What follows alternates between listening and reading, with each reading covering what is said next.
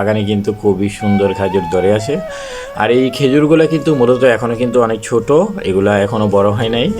এখন থেকে আরও 2 মাস পরে এটা পরিপূর্ণ হবে। আর এই পানিটা দেখতে দেখতে আমরা যখন একটু সামনের দিকে এগোলাম, গিয়ে দেখতে পেলাম একটি বড় আকারের সুড়ঙ্গ। আর এই সুড়ঙ্গর খোঁজ নিতে গিয়ে দেখি আমরা, যখন একটু বাম দিকে আমরা ক্যামেরা ঘুরাই তখন কিন্তু এদিক থেকে আরেকটি ড্রেন দেখা পাই, আর ডান দিকে ঘুরানোর পরে আরেকটি ড্রেনে দেখা পাই। আর এর সঙ্গেই কিন্তু বন্ধু সালামও দেখতেই পাচ্ছেন, ও পানির মধ্যে হাত পা ধোয়ার চেষ্টা করছে। আর এই পানিটা কিন্তু অনেক পিওর ছিল, খুবই সুন্দর। আর এই পাশে কিন্তু দেয়ালের সঙ্গে দেখতেই পাচ্ছেন, একবারে দেয়ালের উপরে দেখেন যে খেজুর ধরে আছে, মানে খুবই সুন্দর লাগছিল ভিউটা।